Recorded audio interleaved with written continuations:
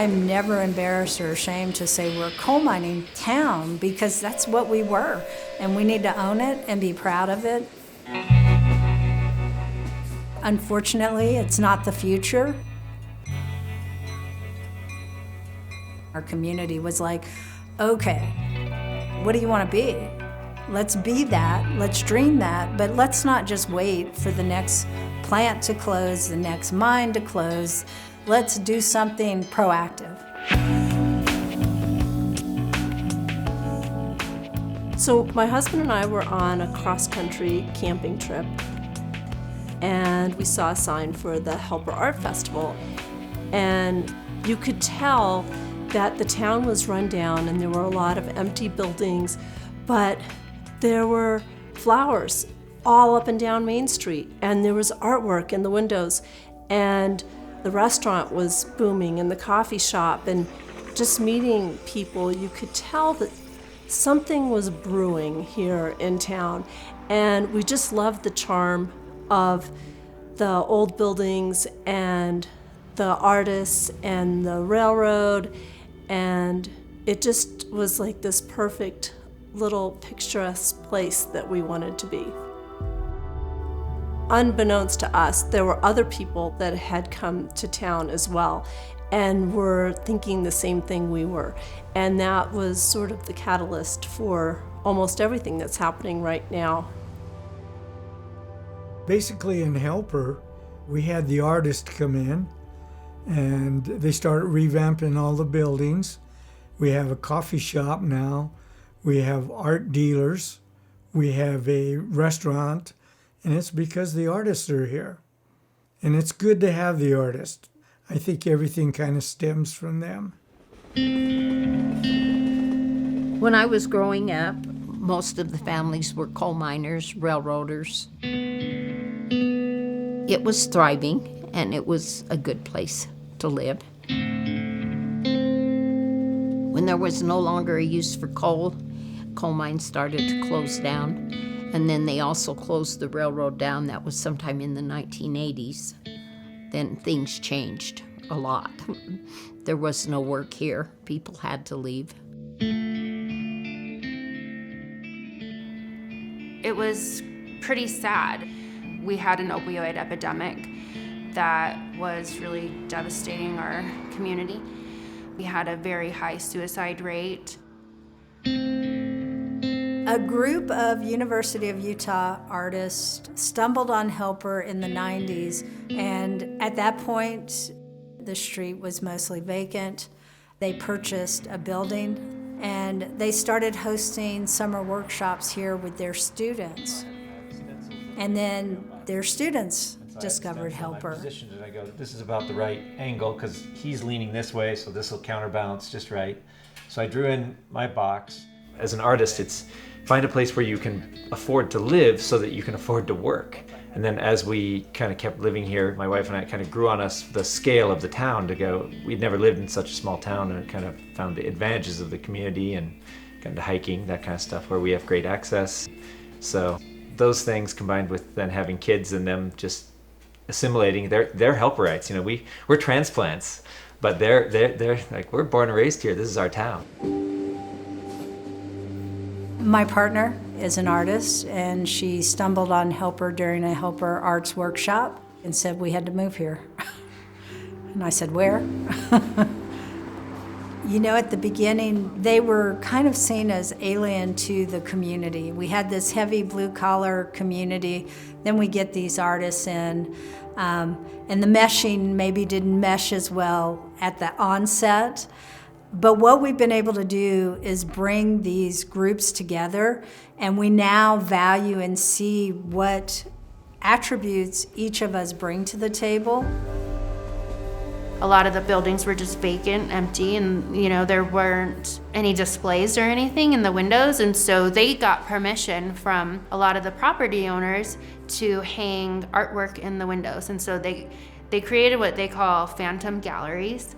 Instead of driving down the street or walking down the street and looking like, oh, this place is an abandoned ghost town, there's nothing going on here, people would think, what's happening here?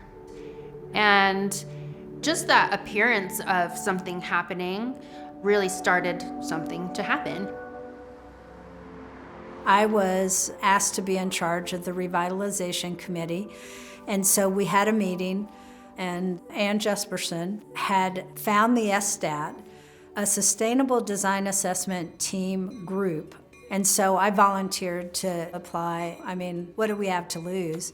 And we were selected, quite luckily, and they come to your community, and we had intensive 3-day meetings with anyone who wanted to participate. You're passionate about history, we had a history group. Passionate about beautification, go over there. You want to talk about economic diversification, here's your place. And they basically package up the feedback that the community's given them for how to improve their community and how to make it more sustainable. When the American Institute of Architects came, one of my favorite parts was the community meeting where they asked, if you had $100,000 to spend on improving the town, what would you do? And we wrote our answer. And then we all looked and saw what everyone else wrote. And it was such a good exercise because the sticky notes were anonymous, so you don't know who wrote what, and you were able to see what the other people in town were thinking. It felt like the room was so full of hope. Everybody was excited for the future for Helper. We were all working together on this shared goal. And it was just a really beautiful, magical process, really. A process of coming together and figuring out what our shared values were, what our hopes and dreams were, and then making a plan of action to do that. I now had artists working with retired coal miners, working with teachers, working with young families. And all of a sudden you get that sense of positive proximity that together we're more. And then when they did their final presentation, people cheered. And I thought, oh my, now we've got to deliver. Some of the things were very simple. We've cleaned up along the river walk. We've done cleanups around our snowplow engine. And we've made access for street art under a bridge. We have some really awesome local street artists who come and paint there. They wanted more retail on Main Street, and one of the property owners, he had been trying to get a tenant in his space for several months, unsuccessfully, and he offered me free rent for a few months to try and get some retail jump-started on Main Street and to see how viable it was. And I think that really helped to start the conversation of people believing in it, that it could be successful. And so those partnerships are really important, and the SSTAT process helped to facilitate those conversations. When I talk about sustainability, there are a lot of components, but the key one is we have to replenish human capital. Otherwise, we're all just going to get older, we're going to pass away, and no one will be here. So we've got to be attractive to young families who want to be in the area for quality of life reasons. Things like affordable housing are coming up now that I want to put together a plan and figure out, because I don't want to chase people out of Helper, I want them here. For a long time, we've had the oldest population in the whole state, and now we're seeing a lot more younger families moving in.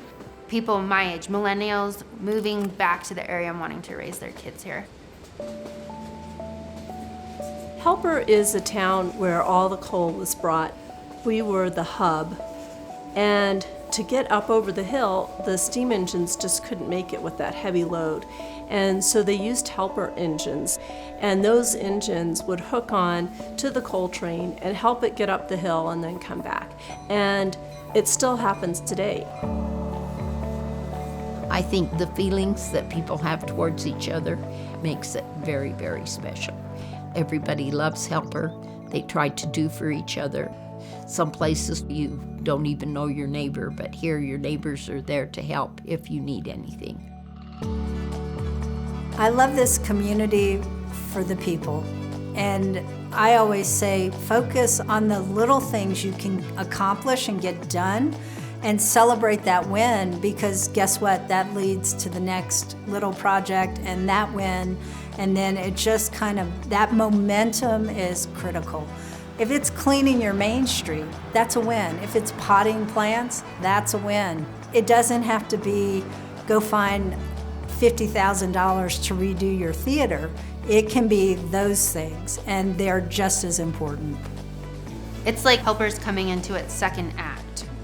But success for us would be more restaurants, more nightlife, and more lodging.